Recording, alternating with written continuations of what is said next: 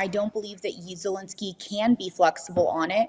We have to remember that there is an entire nation of Ukrainian people that have sacrificed their sisters, brothers, and children in this war. And they're going to say, what was it all for? We could have made this deal years ago. I do think Zelensky's in a corner.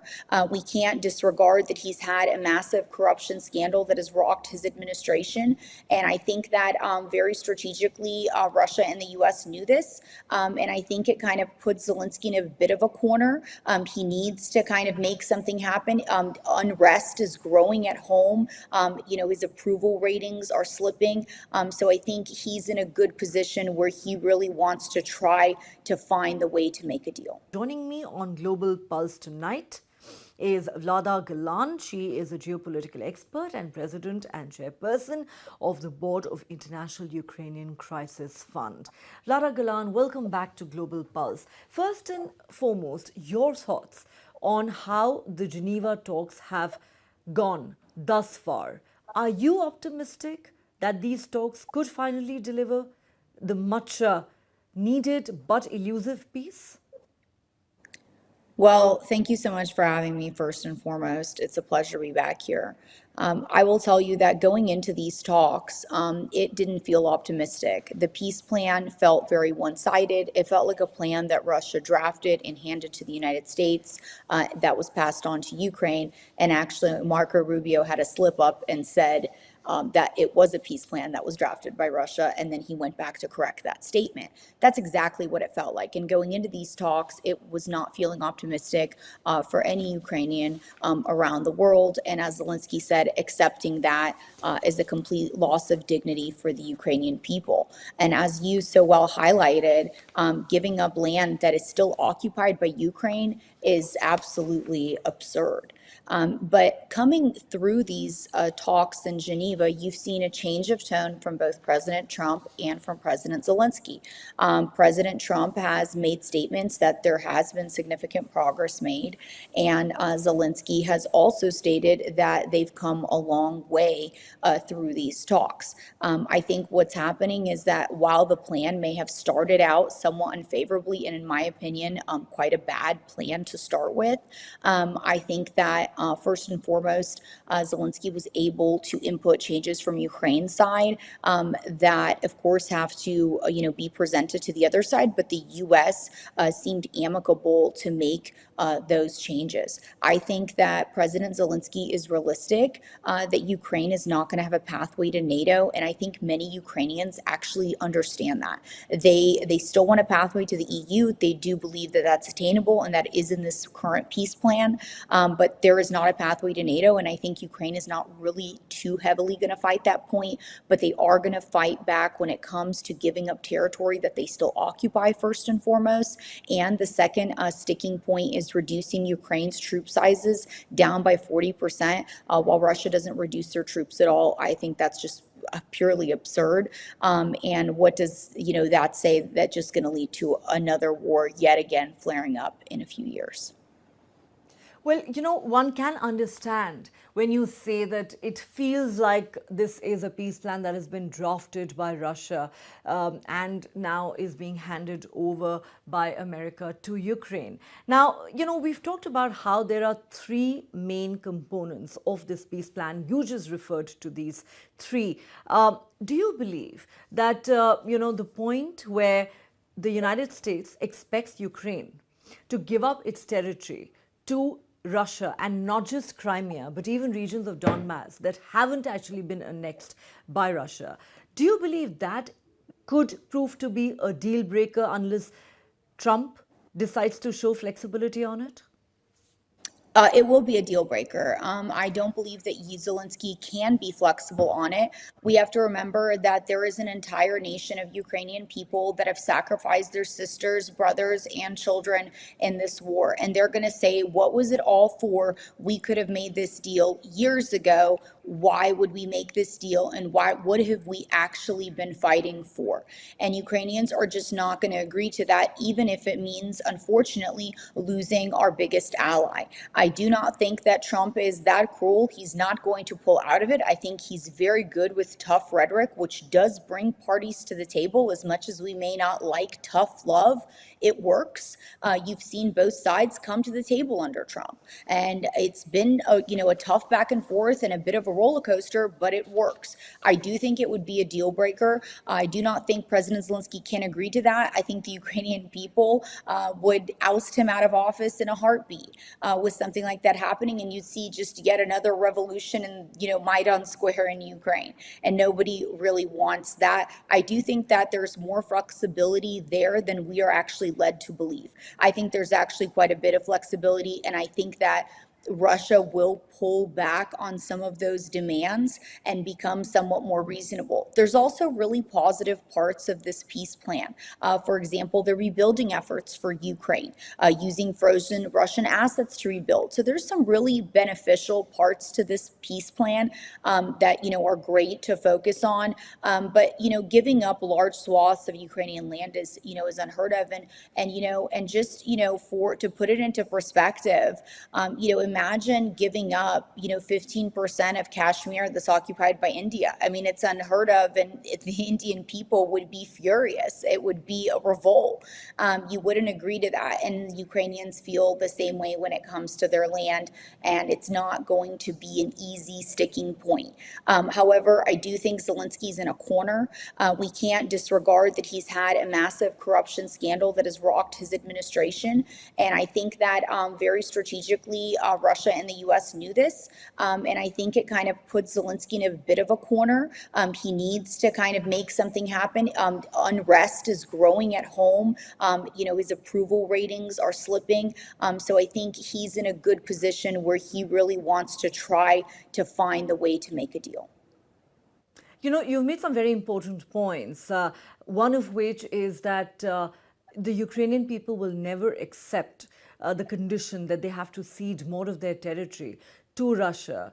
Zelensky will probably be ousted from office. There have also been reports, Lada, that, the Ukrainian military has in fact said that this is a condition which is completely unacceptable to them, and you alluded to it. You said there might actually be a revolt if Zelensky were to accept something like this. Is that correct?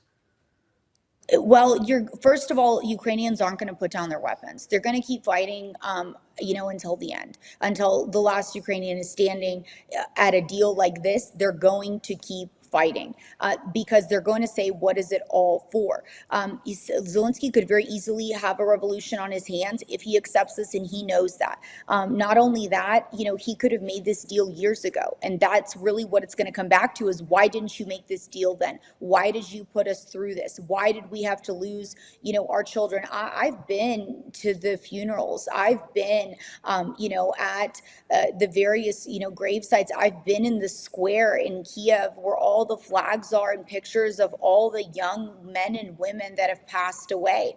This would be an absolute shame, and it's quite unnecessary. It's actually a very unrealistic expectation to give away land that Ukraine still partially controls. And so I don't see that happening. He can't do that. And part of this peace plan is having an election. I believe it's within 100 days of the peace plan going into effect. I think Zelensky wants to leave with a good legacy, not a bad legacy, and this would be a very damaging legacy for him to leave on. All right, but Vlada, let me ask you this. Even as US and Ukrainian officials continue to hold these talks in Geneva, and everyone is waiting with bated breath to see what comes off it and hoping that, some contours of a peace deal can eventually emerge. But isn't the bigger question whether any such deal would eventually be acceptable to Russia? Because at the end of the day, it is Russia that started the war, it's Russia that's continuing the war, and it is Putin who's had maximalist demands all these years. Well, Russia is not in the best position itself anymore, and that is thanks to the fact that Trump has imposed sanctions on Lukoil and Rosneft, Russian oil companies, and those sanctions have now, just a few days ago, started to go into effect. I have had multiple people calling and asking about the potential purchase of Lukoil, helping remove the OFAC sanctions from the company. American companies are interested in acquiring Lukoil. That doesn't put Russia in a great position. Now it's facing some consequences, and as we know, sanctions, don't take effect immediately. They take time to accumulate and actually work, and so Russia's not feeling as comfortable as it was, let's say, a month ago. And that, I think, Trump is going to continue ramping up the heat if the Russian side is not going to be amicable either. Trump is a good deal maker. He's proven that in the deals that he's repeatedly made, which is why I think the start of this deal seemed to be a bit of a shock. But I think it's a bit of a Nash equilibrium equation where Trump is kind of taking one side and making it feel very disadvantaged in hopes of getting, Zelensky to be a bit more reasonable. But at the same time, I think he can easily flip the coin on Putin and make sure that Putin is being much more reasonable than he has been. And we saw Putin come back to the table even after the talks that were supposed to take place in Hungary broke down. Putin came back to the table because Trump imposed sanctions, and Trump understands that it works, and he is not, hesitant to continue doing it.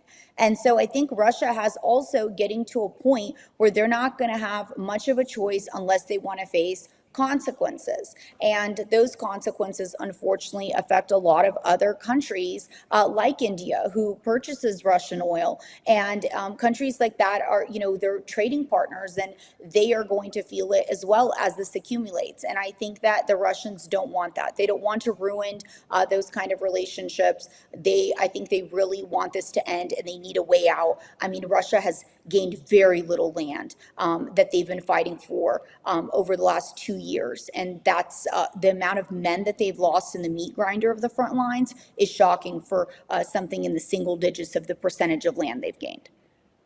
All right. Let me just mention what President Trump has said in the last 24 hours. He wrote on his social media platform, Ukraine leadership has expressed zero gratitude for our efforts, and Europe continues to buy oil from Russia. I know you said earlier that Trump is a great deal maker and he practices tough love, and tough love works.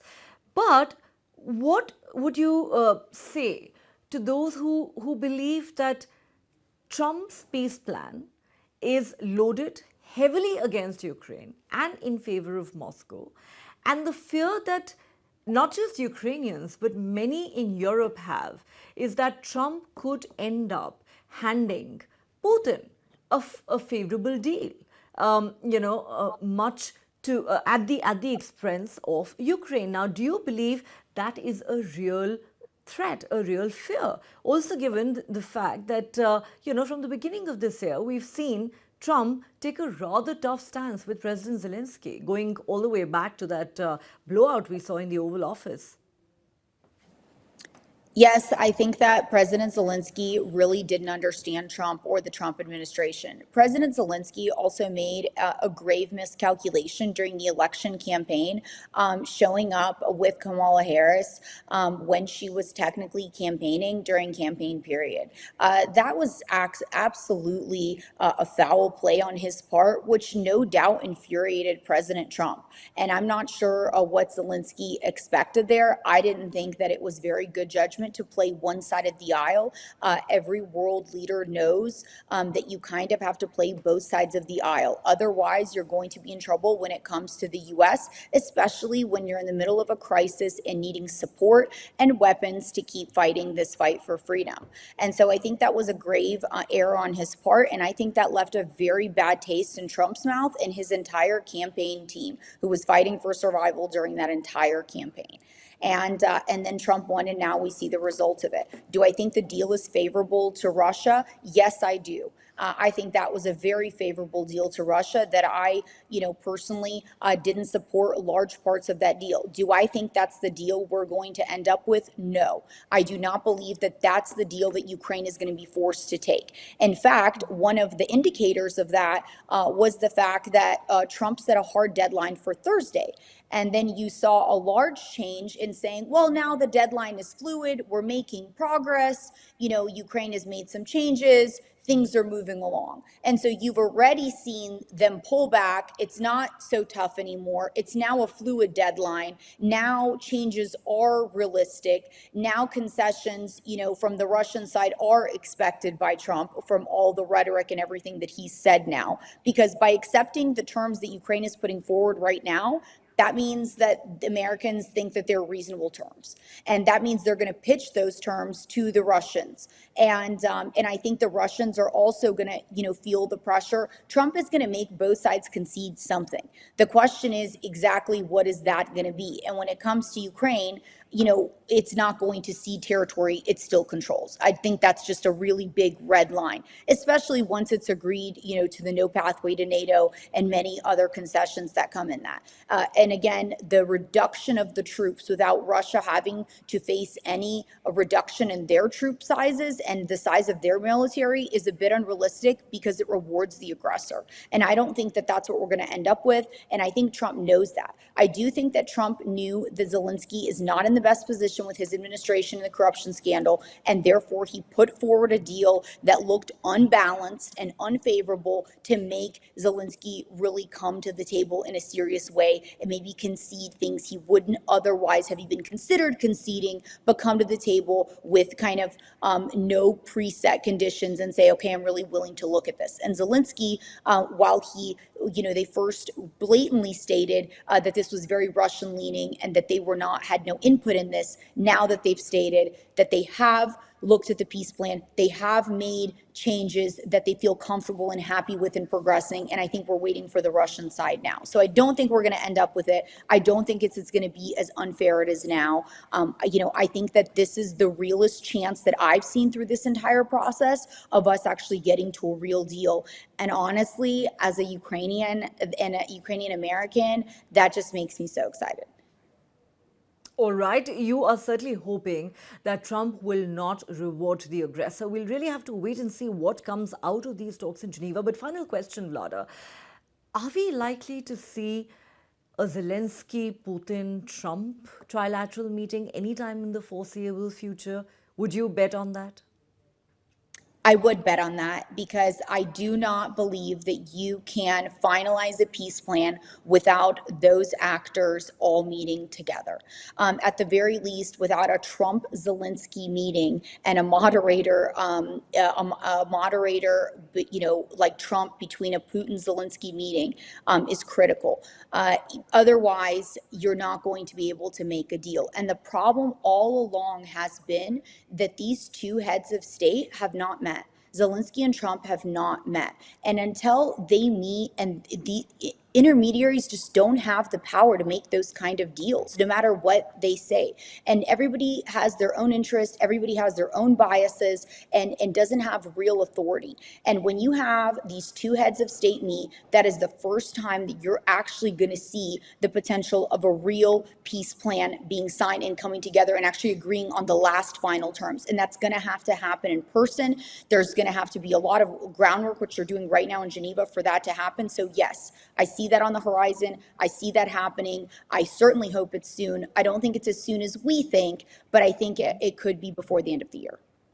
It could be before the end of the year. I think that's very optimistic, and the world would want to see that happen, given that this year, this war will complete 4 long years in the month of February. Let's certainly hope that, we see an end to it before that.